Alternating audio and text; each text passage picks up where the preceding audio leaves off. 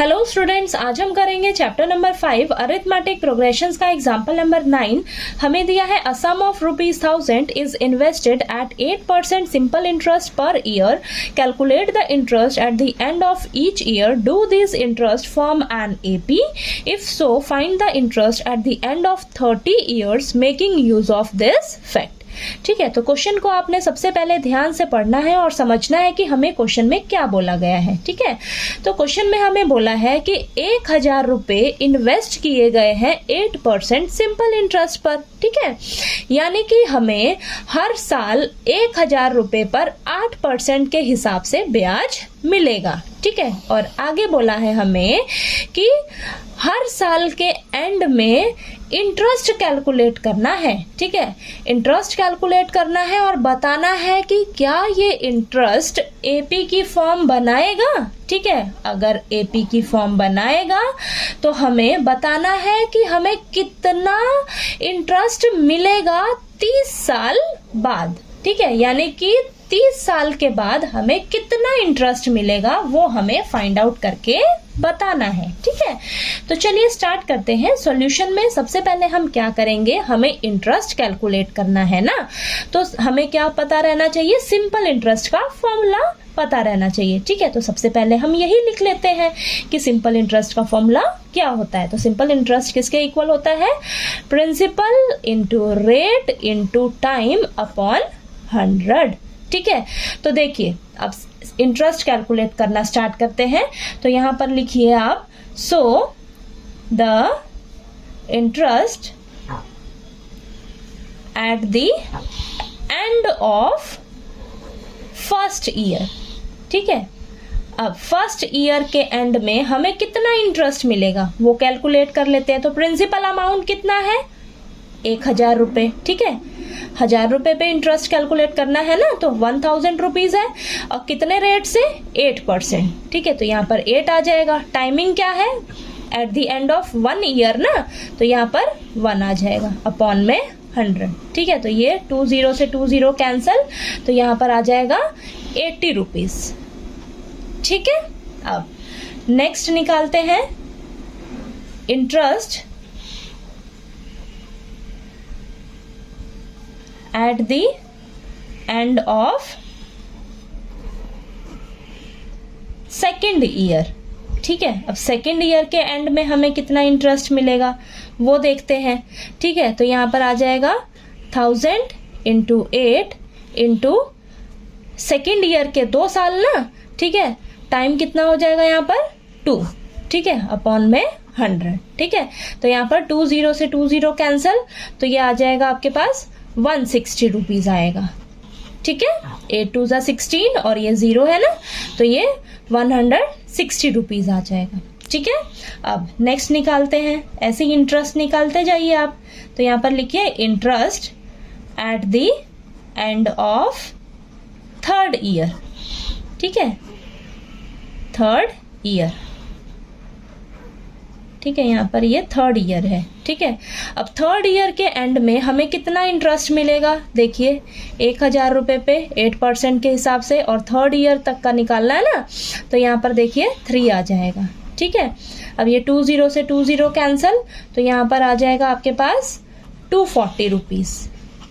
ठीक है, ये आया समझ। ठीक है, तो हमने यहाँ पर 3 साल तक का इंटरेस्ट जो है वो कैलकुलेट कर लिया है। ठीक है, आगे भी और कर सकते हो आप, तो मैंने ये इतना ही किया है। अब यहाँ पर मैं चेक करती हूँ कि ये जो मेरा इंटरेस्ट निकल कर आया है क्या ये एपी सीरीज बना रहा है।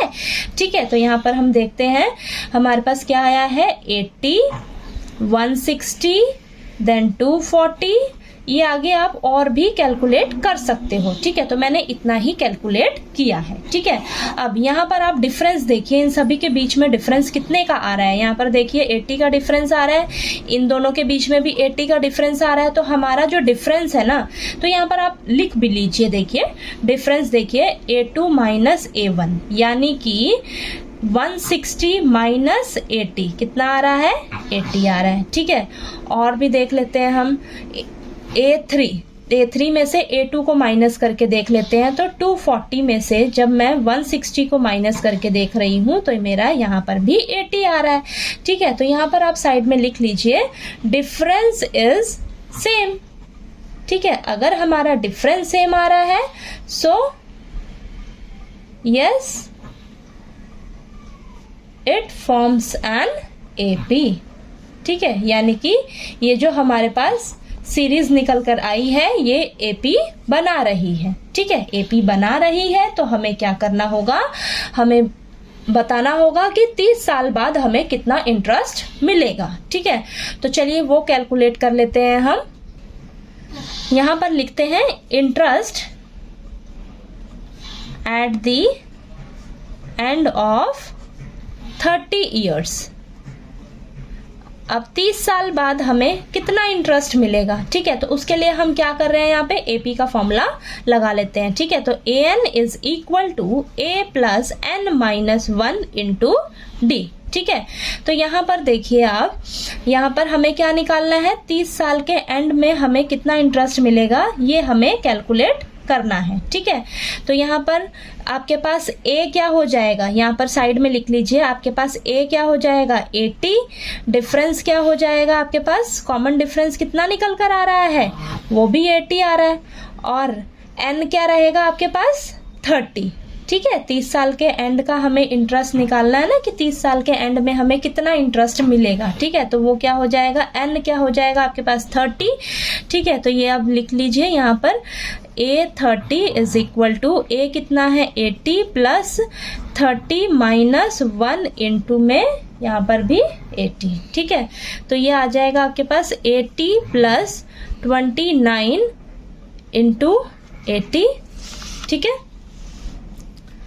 तो ये आ जाएगा आपके पास 80 प्लस 2320। ठीक है, तो इसको आप ऐड जब करोगे तो आपके पास आ जाएगा यहाँ पर 2400। ठीक है, तो ये कितने रुपीज आ गया 2400 रुपीज। ठीक है, तो यानी कि आपके पास लिख लीजिए यहाँ पर so the interest at the end of 30 years. तो हमें 30 ईयर्स के बाद कितना इंटरेस्ट मिलेगा 2400 रुपीज। ठीक है, इतना इंटरेस्ट मिलेगा हमें। ठीक है, आप देखिए इसको इस हिसाब से भी कर सकते थे कैलकुलेट, 1000 इंटू 8 इंटू 30 अपॉन में 100। ठीक है, वैसे भी कर सकते थे, यहाँ पर मैंने AP फॉर्मूला लगाकर कैलकुलेट किया है। ठीक है, तो आपके पास 30 साल बाद जो इंटरेस्ट मिलेगा आपको वो कितना मिलेगा 2400 रुपीज। ठीक है, तो चलिए आपको ये एग्जाम्पल नंबर 9 जो है वो अच्छे से समझ आ गया होगा। कहीं कोई डाउट आया आपको तो प्लीज़ आप मेरे से पूछिएगा, और वीडियो अच्छा लगे तो प्लीज़ लाइक कीजिए, शेयर कीजिए और ज़्यादा से ज़्यादा सब्सक्राइब कीजिएगा मेरे चैनल को। Thank you so much. Example number 10 के लिए हम नेक्स्ट वीडियो में मिलते हैं। ठीक है।